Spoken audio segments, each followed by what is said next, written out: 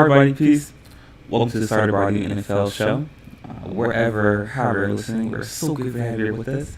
As you guys know, I'm your host, Sean Cottle. And listen, guys, we have got a wonderful show for you today, guys. We're going to be discussing, obviously, the recap from perhaps the most important game of the NFL season so far, the Monday night matchup between the Eagles and the Chiefs. And we're also going to be discussing some breaking news that occurred this morning involving Matt Canada and the Pittsburgh Steelers. And we're just going to be discussing some of the biggest takeaways from that, what that means for the Steelers moving forward, what that means for the AFC North moving forward, and what that means for Kenny Pickett and his future in Pittsburgh. But we're going to start out the show with the recap from the last night's Monday night matchup between the Eagles and the Chiefs. But before we get started, guys, if you haven't already, be sure to hit that like button, hit that subscribe button as well, so you guys can stay up to date on all our latest content that we post daily. Be sure to follow us on Patreon as well. You can do so by going to patreon.com, clicking on the search bar, and typing in Started Audio Show. That way you gain access to all of our exclusive content. And if you'd like to support our network and our company, you can do so by following the link in the ticker below. It's streamelements.com/startedaudioshow/tip. Once again, streamelements.com/startedaudioshow/tip. We'll leave the links to our donations and to our website where you can get merchandise as well. And we'll leave the link to our Patreon. We'll leave all of that in the description, so don't worry, you'll be able to go back whenever you want and click on those links. And also, guys, update for our schedule. We will be having a live show on Thanksgiving. It will be at the same time at 11:30 a.m. Eastern Standard Time, so don't worry about that, guys. We're going to continue to have this show ready for you guys. I know how much you guys are appreciative of the show and what we do, so we just want to get back to you guys as fans and make sure we're still providing content for you on Thanksgiving Day, as well as Black Friday as well. So it's a regular schedule for us here at Started by You this whole week, so don't worry about that. But let's go ahead and get right into it, guys, shall we? Like I said, we're going to recap the Monday night matchup between the Eagles and the Chiefs in what I believe was the most important game of the NFL season so far, because it shows exactly where the two best teams in NFL are currently at. For the Eagles, it showed that they are not just the recipient of poor conference. It shows that their defense was able to step up when necessary, particularly in the secondary. Their front seven was able to generate quite a bit of pressure. I believe Patrick Mahomes was sacked 3 times. If I'm wrong on that, one of you guys correct me. And for the Chiefs, it showed that they also have one of the best defenses in the league, top 5 defense. Their front seven, led by Chris Jones, is non-pro, perhaps one of the best front sevens in the league. They sacked Jalen Hurts 5 times, and however, for both of these teams, offensively, there are still a lot of questions and a lot of cause for concern, particularly on the Kansas City side. Let's start with the Chiefs and what we saw. Obviously, you see it on the screen now. Everyone's talking about the Marquez Valdes-Scantling drop at the end of the game, followed directly after that by the Watson drop on 4th down. Listen, this is something that we already knew involving Kansas City. We know that Kansas City leads the league in drop passes at 29. Valdes-Scantling, I believe, leads the league in drop passes as a receiver. So this is nothing new in terms of it being a surprise for Kansas City. This is stuff that we already knew. However, what we saw last night was also that Travis Kelce struggled as well. I mean, he had 2 turnovers, and this was the first time we saw that Patrick Mahomes wasn't able to cancel out those negative instances and use his talent to rise above that. And obviously, it's difficult to do. It's easier said than done, because when you're putting the ball in prime position for his receivers to make plays and they're not making the plays, they're dropping passes, there's only so much you can do. And this was the first time since Patrick Mahomes has been starting in Kansas City for the past 4 years where I said to myself, if Kansas City is going to win a Super Bowl this year, it's going to be because of their defense, not because of their offense. And that's the first time I ever had that inclination of a thought. That's the first time that thought has ever popped in my head since this Chiefs dynasty has started, if you want to call it a dynasty, as of right now. And they brought back Mecole Hardman. They traded back for him, but he hasn't been able to, get back into the rotation because he's still injured. But now we're really starting to see the effects of Tyreek Hill not being there. Because what happens, you no longer have someone that can really open up the secondary that can stretch out the defense with the vertical routes and with the deep ball. And we know that Kansas City is a team that likes to run a lot of crossing routes, a lot of digs. They like to work in the short to mid to intermediate routes, and it's hard to get that opening when you have no one that can open up the top of the defense. So now you get guys like Kelsey and Moore and Tony. When they catch it on those short intermediate routes, those nickelbacks and those safeties and sometimes even those linebackers are already there to create pressure. So it makes it that much harder to create plays. And they brought in Scantling to be their deep ball, their deep threat guy, but he's been inconsistent, and you can tell that's starting to affect the rhythm of the offense. And they weren't able to generate a run game at all last night.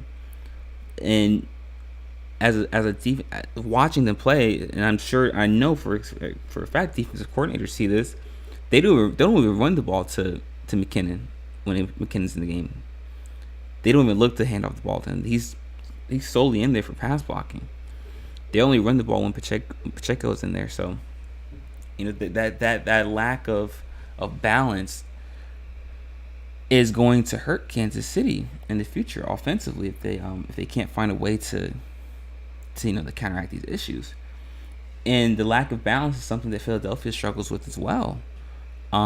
Listen, their offensive line for Philadelphia has been struggling, has been poor these past couple games, and specifically last night. Listen, we talked about it. Jalen Hurts was sacked 5 times last night, and Kansas City was able to generate a lot of pressure, and obviously that affects the rhythm of Jalen Hurts, and who already is struggling with a knee injury, and you can tell that knee injury is starting to get to him because there's not as much velocity, not as much crispness on his throws, and you can tell there's a little bit of loss of explosiveness on his runs when he's scrambling out, because it's hard. It hurts to put pressure on that knee, and you can tell that knee injury is starting to affect him. And the more he gets pressured, the more he gets hit. That's only going to make it worse. And Philadelphia's another team that struggled running the ball. They struggled running the ball last night. Listen, DeAndre Swift had 12 carries for 76 yards, but outside of that, there really wasn't much of a threat. On the ground, and listen, they struggled in the air as well. I mean, Jalen Hurts had 150 yards, 14-22. And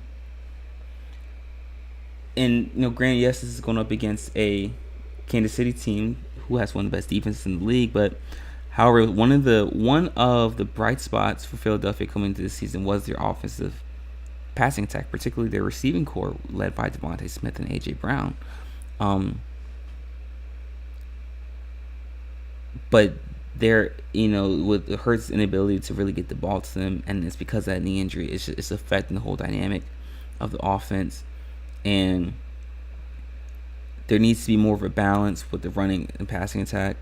However, it's hard to do that when you can't generate protection from the offensive line. So for me, the biggest cause concern for Philadelphia is their offensive line right now. And second, followed closely after that is Jalen Hurts' knee and his health. But it starts with the offensive line. The offensive line has been struggling. They've been out of sorts for these past couple weeks, like I said.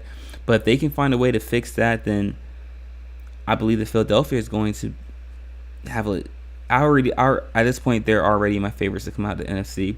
But if they can shore up the offensive line, something that was one of their big stable points last year, then you can seriously start to consider them as a Super Bowl favorite.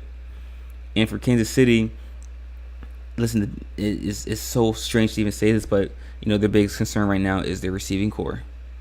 They just need to be consistent.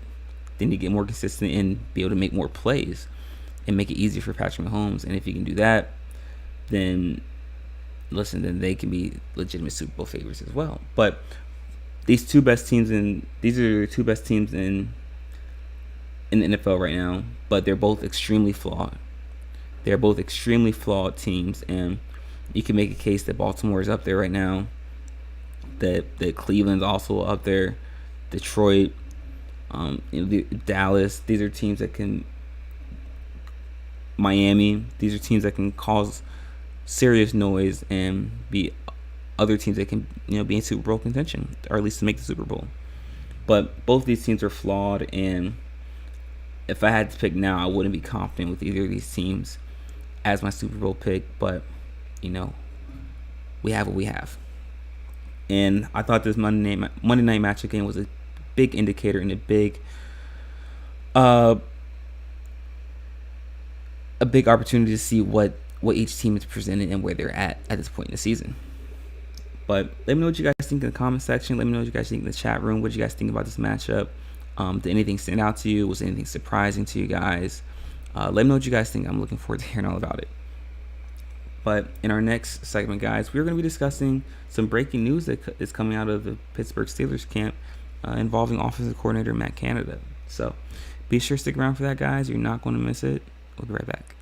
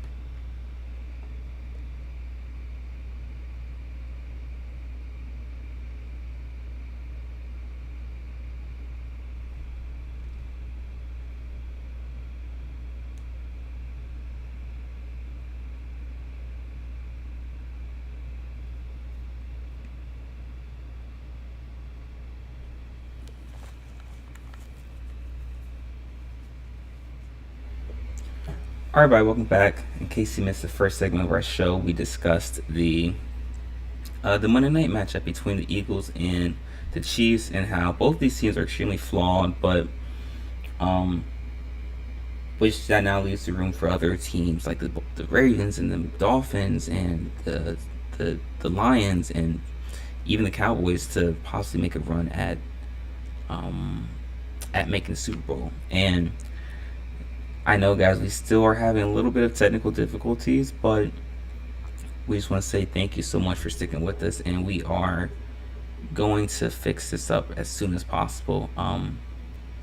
But in this segment, guys, we're going to be discussing some breaking news coming out of the Pittsburgh Steelers camp involving offensive coordinator Matt Canada. So for those of you who haven't heard already, the Pittsburgh Steelers have recently fired offensive coordinator Matt Canada after their rugged performance against the Cleveland Browns, in which they only scored 10 points. And this led to a rant from starting running back Najee Harris of the Pittsburgh Steelers. Listen, Pittsburgh is currently 6-4 in the season. They have a negative point differential though of -29, and they've been outgained in terms of yardage in every game this season. The Steelers ranked 28th in points per game. They only average 16 points per game. 28th in offensive yards per game. They only average 280. And 31st in passing yards. They only average 170 passing yards per game. Kenny Pickett is 25th in NFL in passing yards and 28th in QBR. And listen, Matt Canada is someone that was brought in to help ignite and provide a little bit of spark for the Pittsburgh Steelers offensively, but that just hasn't been the case. Listen, there's a lot of talent on this Pittsburgh Steelers team, especially on the offensive side of the ball. Listen, we already know Kenny Pickett, Kenny Stills, Deontay Johnson, Najee Harris. There's a lot of young offensive talent on this Pittsburgh team, and there just seems to be a lack of chemistry and a lack of consistency with the play calling, and an inability to get their playmakers in easier positions to get the ball and to make plays. And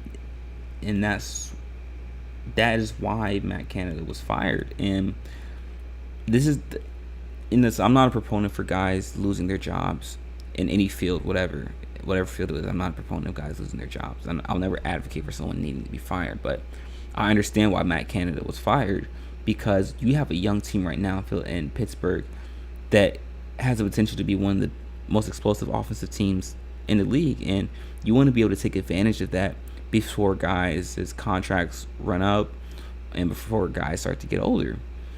And that, coupled with the fact that you're in position to make the playoffs still, you're playing in the toughest division in football, the AFC North, and right now you hold the final wild card spot.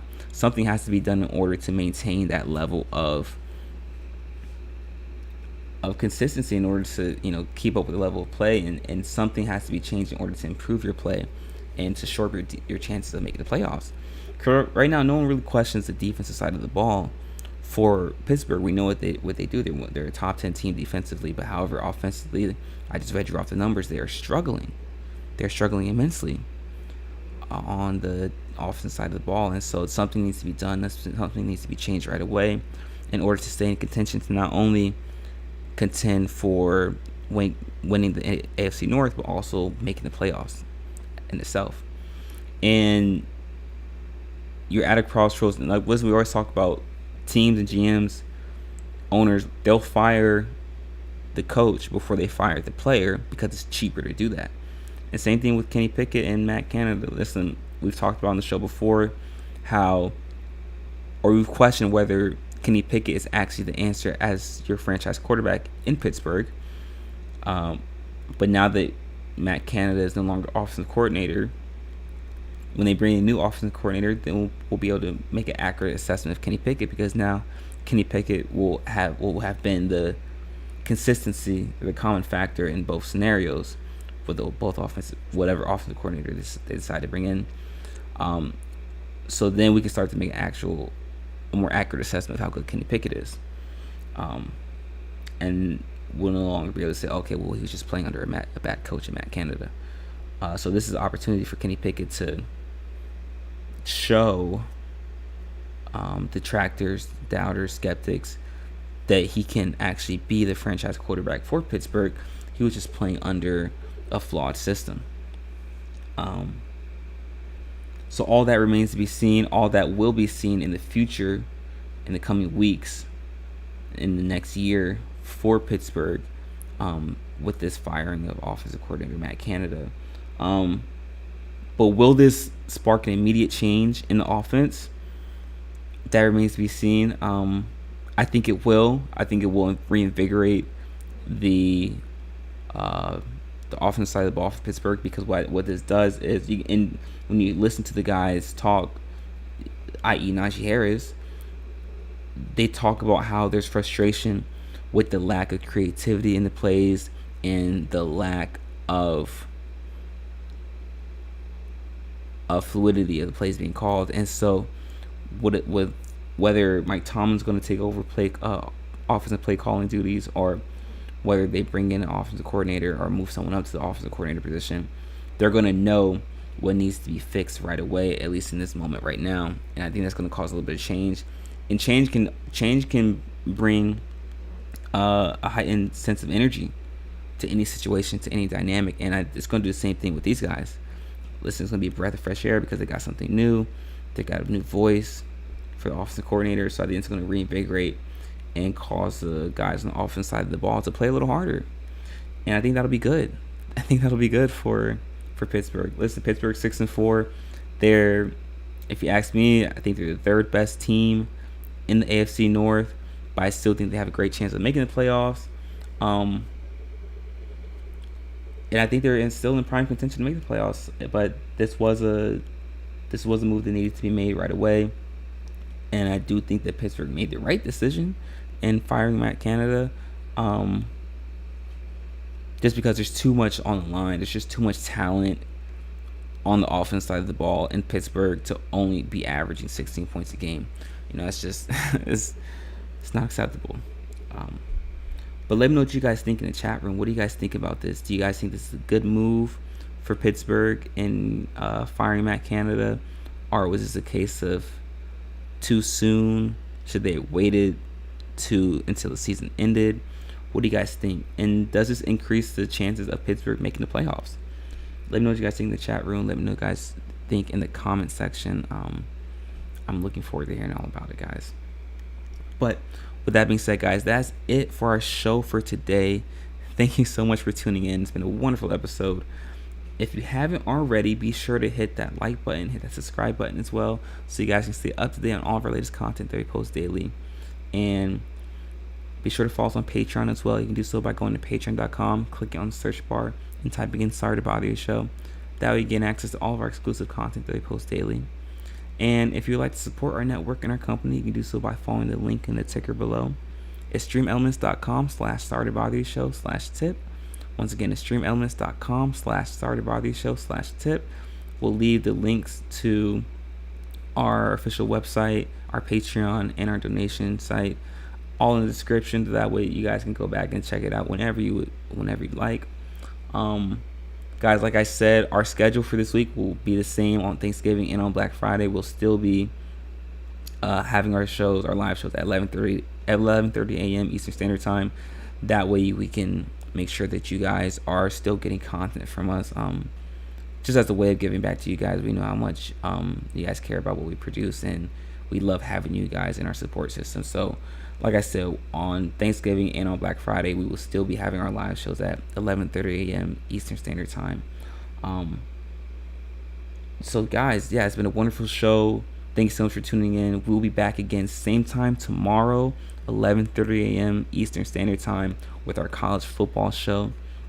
So, guys, until then, continue to stay safe, be vigilant, make smart decisions, and peace.